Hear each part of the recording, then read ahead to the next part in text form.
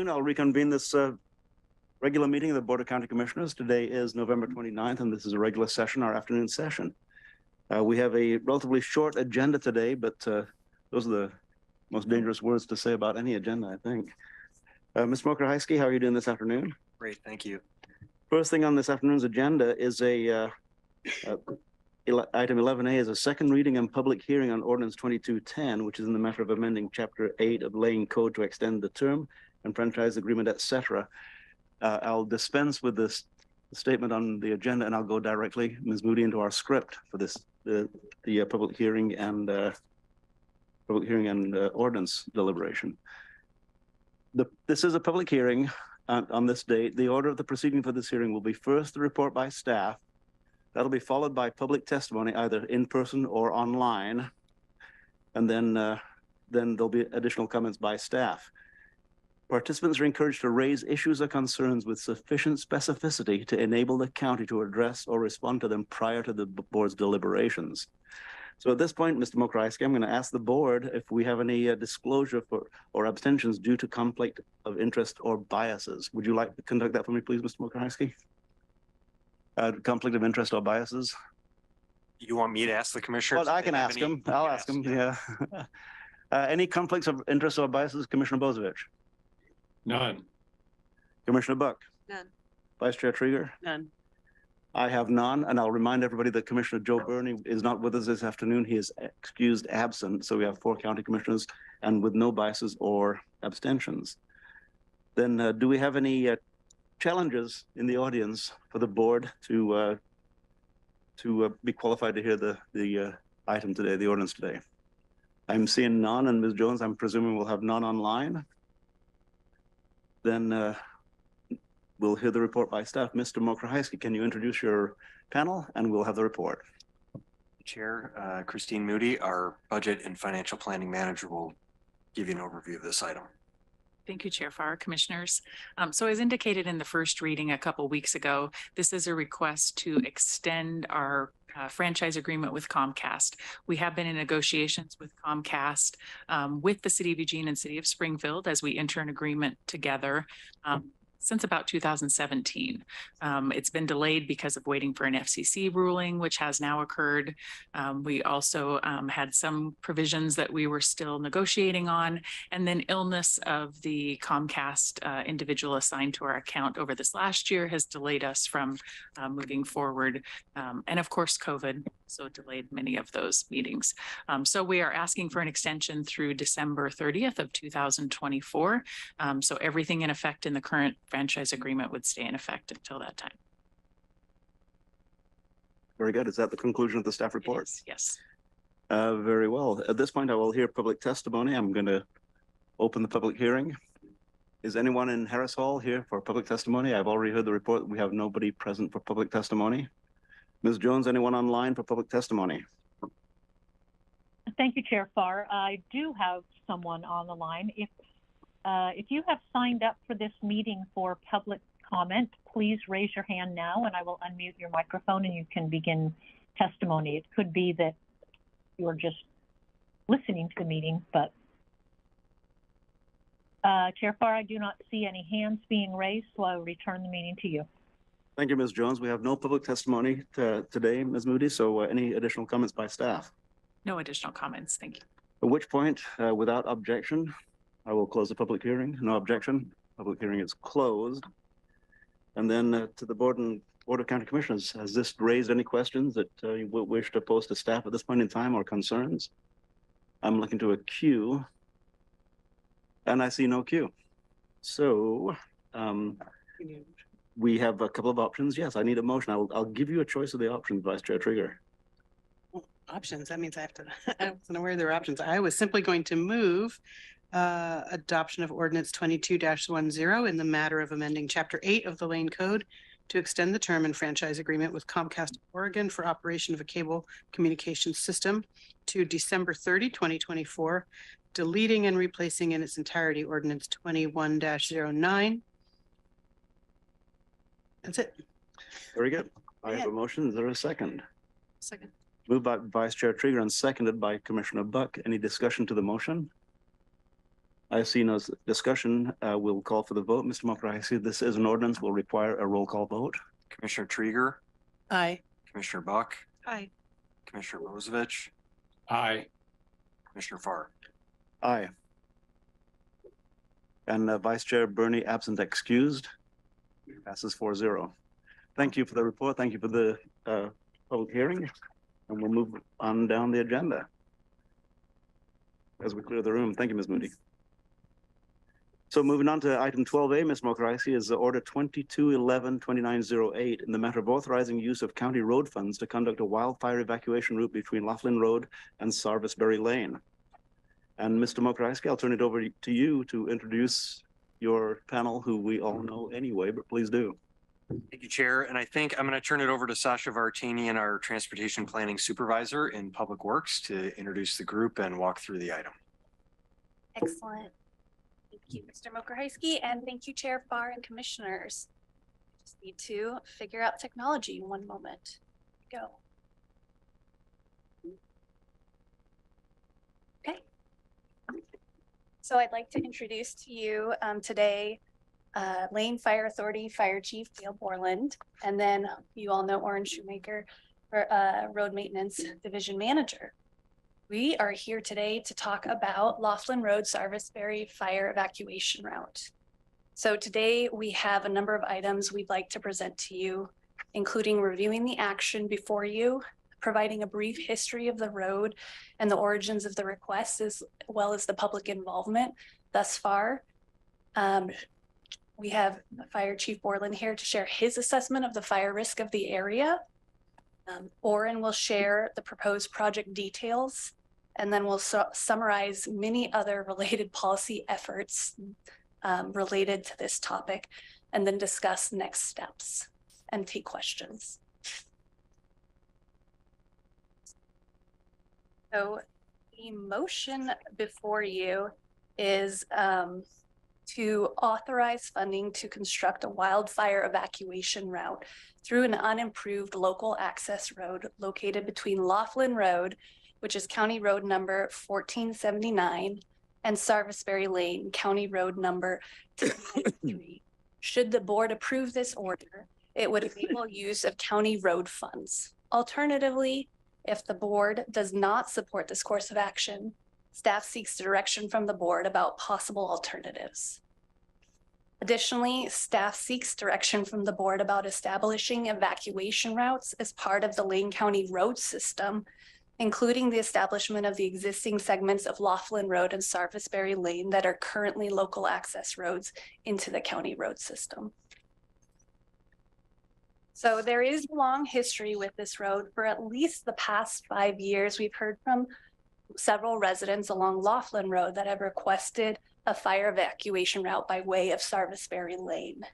You can see up here the map. The highlighted orange section highlights an unconstructed section of public right-of-way. The route would provide secondary fire evacuation emergency response access to approximately 89 homes. And it's worth mentioning, this is obviously not a standalone request. With the increase in wildfire frequency in Lane County, there are multiple rural neighborhoods that have asked county staff for assistance in establishing evacuation routes, including residents of Murdoch Road and Wallace Creek Road. And as time permits, we have 2 slides at the end to show you those locations. Many rural communities in Lane County would benefit from the establishment of fire evacuation routes, and this project has the potential to serve as a model or a pilot for broader application because the proposal addresses a significant safety concern raised by neighbors and confirmed by the fire authority, has a relatively low construction cost, is within already existing public right-of-way with an immediate connection to an existing road, and it can be built to a lower road standard. So just a little refresher on local access roads. Pursuant to Oregon Revised Statute 368.031, the county may spend money on local access road improvements only under limited circumstances and only by order or resolution by the board, which is the primary reason we're here So the unconstructed public right-of-way between Laughlin Road and Sarvis Ferry Lane is a local access road. Additionally, there's segments of both gravel ends of Sarvis Ferry and Laughlin that are also existing local access roads. As a reminder, local access roads are public roadways that are not maintained by Lane County. Maintenance responsibility for local access roads falls to the adjacent property owners along these roads. The board has not previously approved the construction of a wildfire evacuation route, but has approved expenditure of county road funds on local access roads to address safety issues. So based on the request to create the connection from several neighbors, staff facilitated multiple opportunities for community input. This included 2 meetings, and then all comments received by the time of packet publication were included in the meeting materials. Additionally, the board received public comment emailed by 6 residents prior to the meeting. 3 of those comments were expressing support for the proposal and 3 were expressing opposition. Additionally, one of those comments also pointed out that there is an existing private easement that could potentially also facilitate emergency evacuation if needed. The first public meeting was held on February 2nd of this year. It was actually held at the end of Laughlin Road, and we were pleasantly surprised with the turnout of neighbors. There were 35 residents that showed up on a Saturday morning to speak with Oren and myself and several other staff. And I would summarize that conversation as the majority were concerned with the proposal of creating this connection. Some of the concerns included increased traffic and decreased privacy, illegal activities such as dumping, which they had seen in past history when the connection was more well-maintained, off-road vehicle use, potential environmental impacts, ongoing maintenance responsibility. That pretty much covers the topics we heard. Based on that feedback, staff worked together to come up with a proposal that would address or mitigate some of these concerns. So this October 25th, we held a public meeting at Spencer Creek Grange, a great venue, by the way, if you're not familiar with it. And 17 neighbors attended. We shared a proposal for the wildfire evacuation route that included putting gates at both ends of the new connection that would be locked except during fire season, and establishing the route as part of the county road system after construction, ensuring that county maintenance had responsibility. Comment cards were collected at that meeting, and all of the comment cards collected indicated support for construction of the evacuation route. So on to fire risk. We have walked the site with Chief Borland, and that was done last February. Based on that, I'd like to turn it over to Chief Borland and let you summarize your take of the proposal and the potential fire risk there. Perfect. Thank you, commissioners, for allowing me to be here today and be a part of this process. And thanks to county staff for their collaborative approach and including us in this proposed pilot project. I'll keep it short and sweet today.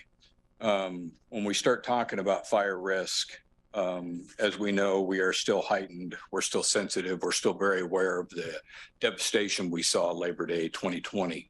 Many will say it's a sentinel event, but as we see time go on and our weather patterns change in this area, we can knock on wood all day, but these things can happen when wind, topography, and humidity align, especially out in these rural areas such as this location of this pilot project.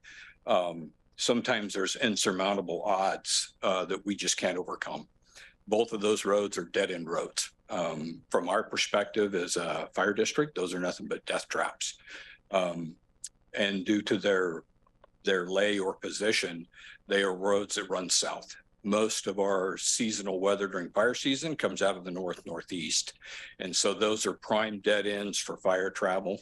The area is heavy with 1 to 10 hour fuels, 100-hour fuels, a lot of different ranging topography in that area.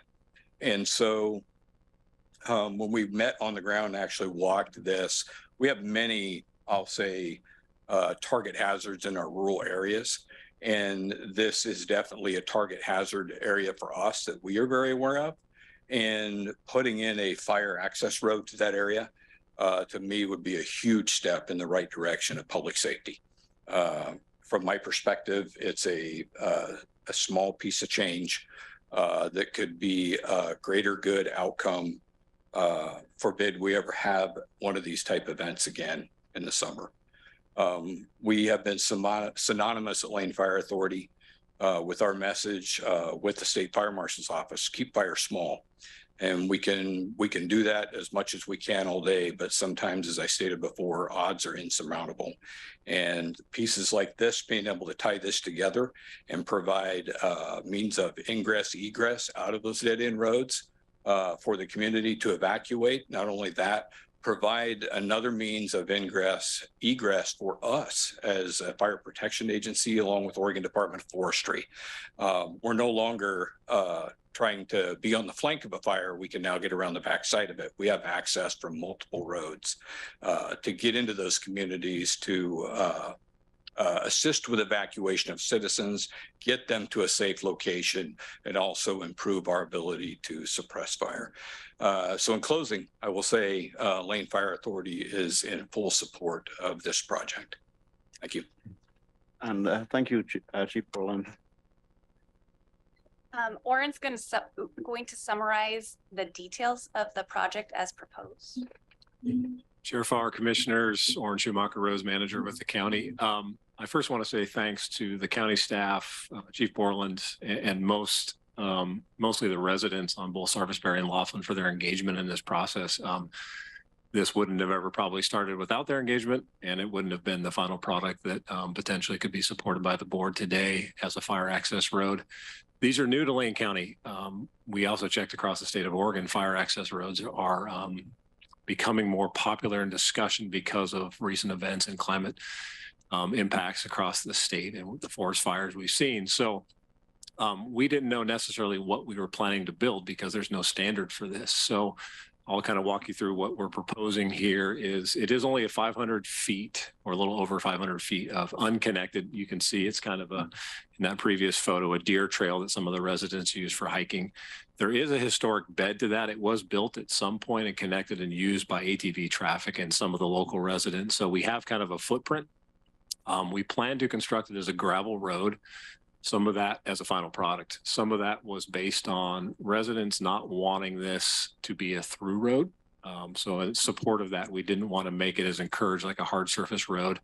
Also, hard surface roads trigger a lot more of the environmental review process and stormwater facilities. So as it will be a limited access road only open during fire season, we felt as though a gravel surface would be best to do with minimal impact. We plan to build it to an 18-foot width. Again, there is no standard for this currently. So we look through our code standards and we look through ORS, and 18 feet of width provides the opportunity for larger equipment, fire apparatus, and potentially two-way traffic if needed through that corridor in the event of an egress or ingress need without having to put turnouts, which would add additional construction costs as part of that. So as you can see, we're going to have to go in and do some tree removals, some ditch line work, kind of establishment of a road where it formerly existed, but we're going to improve that with some excavation and drainage improvements. There are 2 culverts out there, which we'll review for hydrology needs and capacity that we're still scoping out, but they will both need to be replaced and likely upgraded.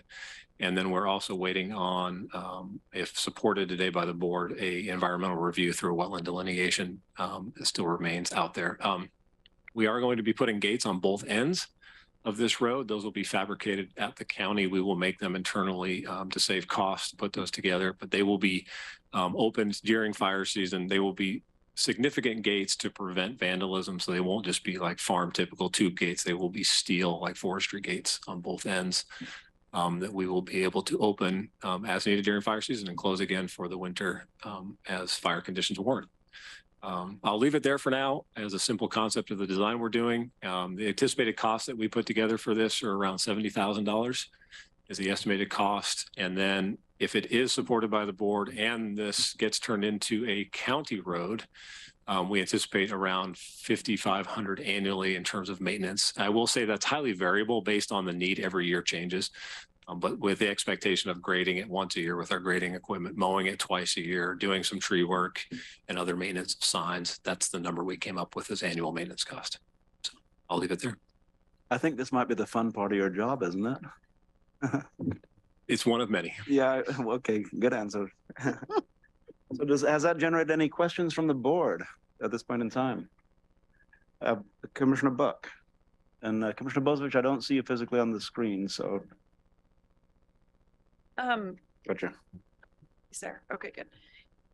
I do have one specific question, which is knowing that it's going to be a gravel road and 18-foot width, will the gravel road be made to a grade that supports the chief's fire equipment specifically, since that's a primary ultimate use for the road, that and of course vehicles if they need to get out, but I would suspect your equipment is the largest and heaviest. Yeah, it will be adequate. Great. That's great.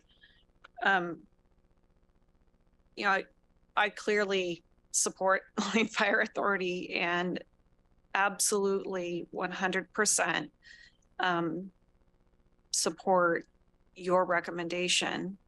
You are the folks that will be going in there if there should be fire danger, and South Lane is simply ripe for fire.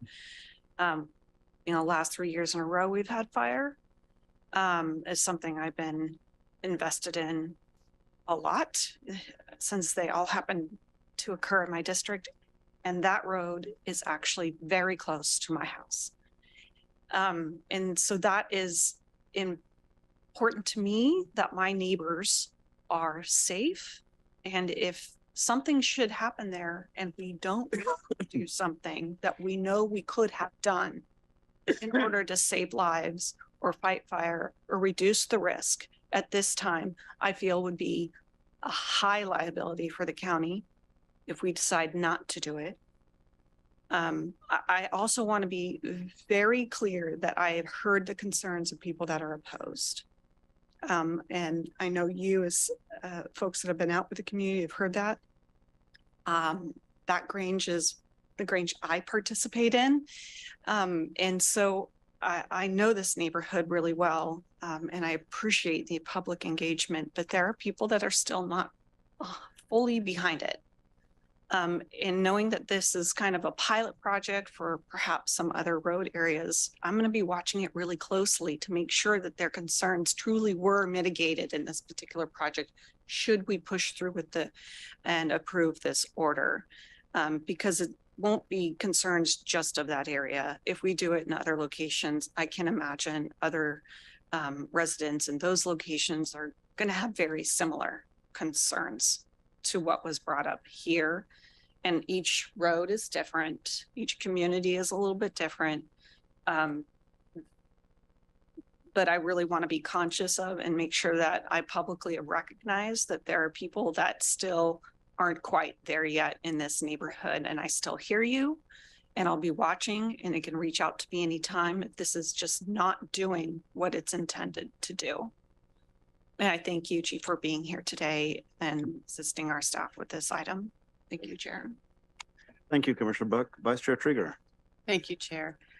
Just two quick questions. There's 89 homes there now, which is a significant number of homes and obviously well over 100 individuals likely. So probably not all single individuals living in those homes. Are there buildable lots? Might the number of increase in that area? I do not have the answer to that. We do have Amber Bell online. I do believe there are likely buildable lots in that area.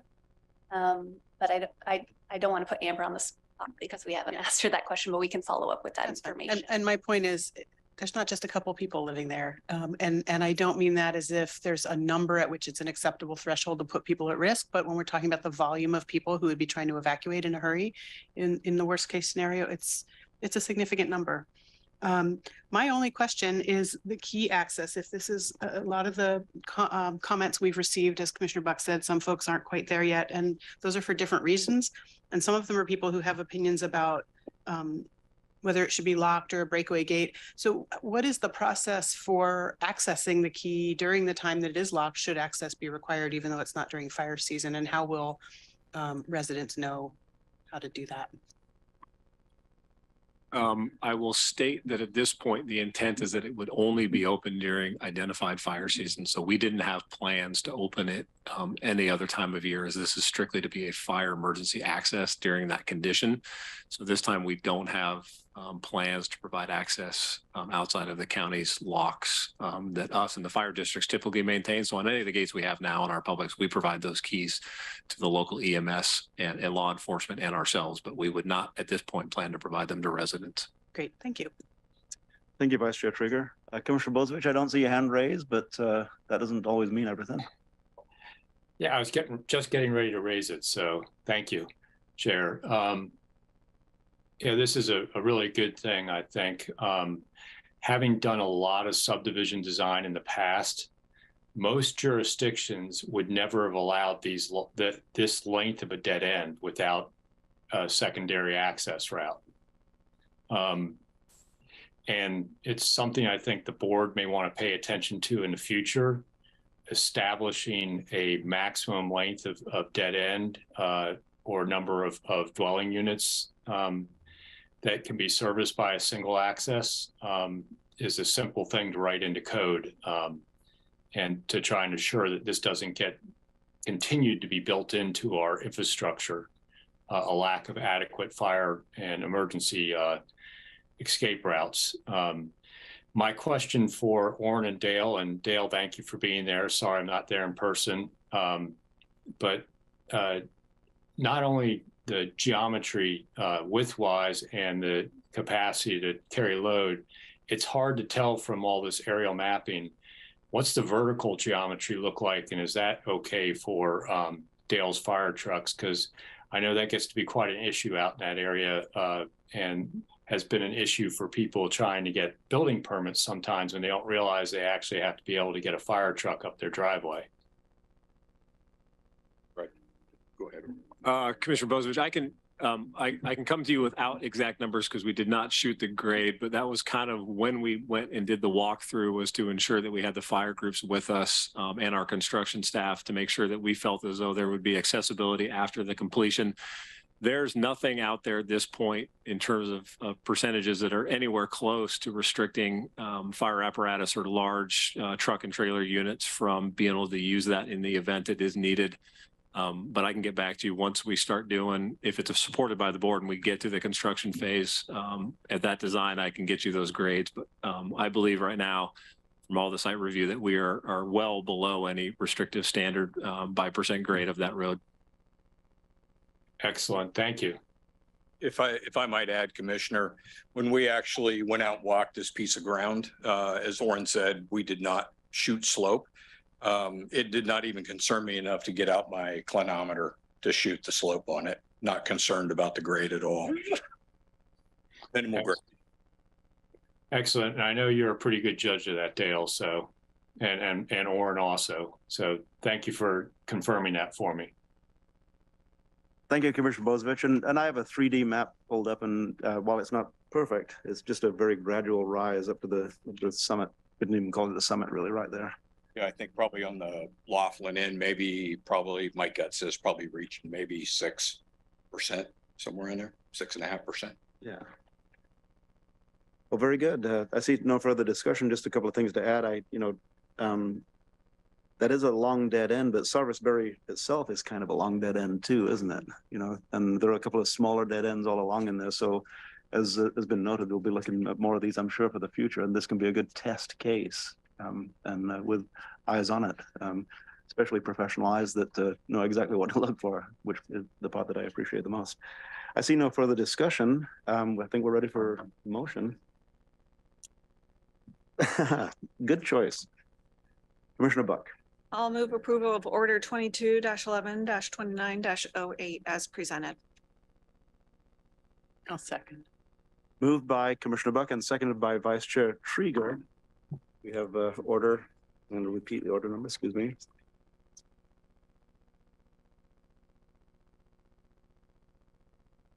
Order 22-11-29-07. Discussion to the motion? This one says 08. 08, thank you. Online. Want to make sure that right. Yes, 08. The most Thank you. current says 08. 08, thank you. Then, any discussion of the motion? I see none. I will call for the vote. All those in favor, please say aye. Aye. Passes 4-0 with Commissioner Bernie excused absent. Thank you for the report. Thank you for being here. Sometime let's just come and have a chat at the board meeting. Would love to hear about your work, love to hear about the many things that go into your work. I think Commissioner Buck has a pretty close, and Commissioner Bozovich both have pretty close eyes on the work that you do, that some of us urban commissioners may benefit from your experience even further. So thank you very much, Chief. Thank you. Mr. Schumacher. Thank you, Sasha, for being here this morning. All right. And as we move down the agenda, we'll look to Commissioners' business. Any announcements from the Board of Commissioners? I am seeing none.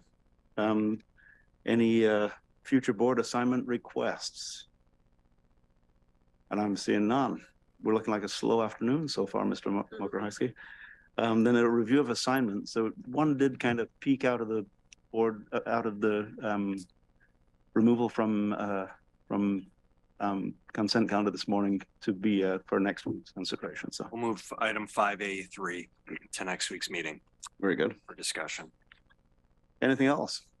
No. Then with the no review of assignments, our need for executive session has been removed for reasons that we're very pleased for at this point in time. So there's no need for executive session this afternoon. Any further business for the order of today's agenda? That being said, until next Tuesday morning at 9 a.m., we're adjourned.